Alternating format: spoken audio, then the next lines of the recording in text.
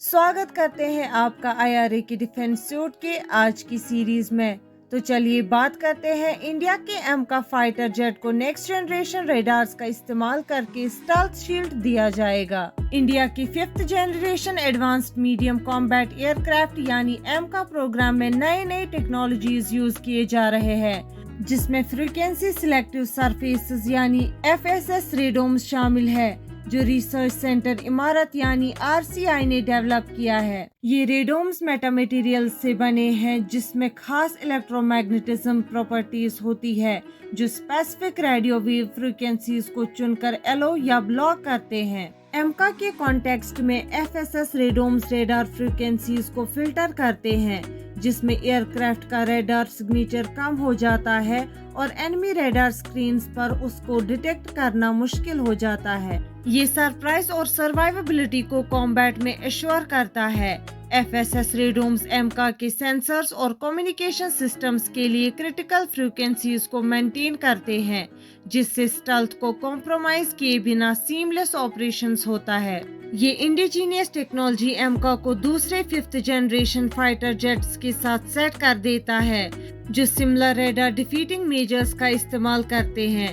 FSS radomes की development India की progress को दर्शाती है, जिसमें वो एडवांस्ड इलेक्ट्रोमैग्नेटिक्स को स्टेल्थ एप्लीकेशंस के लिए यूज कर रहा है। बढ़ते हैं एक और खबर की तरफ। IAF और हल ने Su-30 Mk1 में असराम इंटीग्रेशन के जरिए WVR को बेहतर बनाने की पॉसिबिलिटी पर चर्चा की है। इंडियन एयरफोर्स यानी IAF और हिंदुस्तान एरोनॉटिक्स लिमिटेड यानी हल Su-30 Mk1 फाइटर जेट्स पर advance short range air to air missile यानी असराम को इंटीग्रेट करने की बातचीत में है। असराम एक विद इन विजुअल रेंज यानी WVR मिसाइल है, जो एयरक्राफ्ट के air to air combat capabilities को बढ़ाने के लिए डिजाइन किया गया है। IAF के इंटीग्रेशन का मतलब है कि वो अपने फ्लीट के मिसाइल को स्टैंडर्डाइज बनाना चाहता है। हर मिसाइल का वजन 88 kg है और इसे एयरक्राफ्ट के सेंसर से कंट्रोल किया जा सकता है, पर autonomous infrared search and track system को चलाने के लिए यूरोपियन डेवलपर MBDA की मदद की जरूरत हो सकती है,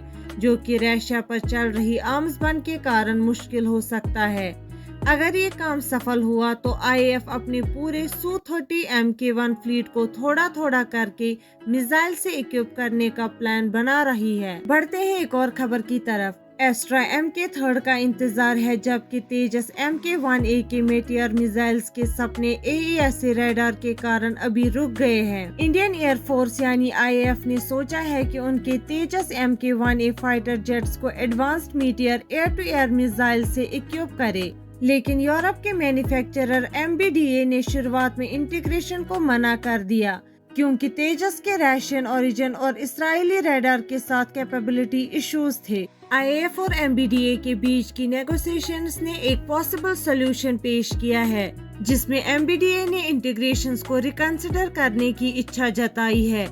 अगर तेजस Mk1A या Mk2 को उत्तम नामक indigenous active electronically scanned array यानी AESA रेडार से इक्विप किया जाता है। हिंदुस्तान एरोनॉटिक्स लिमिटेड यानी हल ने कंफर्म किया है कि उत्तम AESA fire control radar system को तेजस Mk1A में 41st एयरक्राफ्ट से इंटीग्रेट किया जाएगा, जो फ्यूचर में मीटियोर इंटीग्रेशन के रास्ते को खोलता है।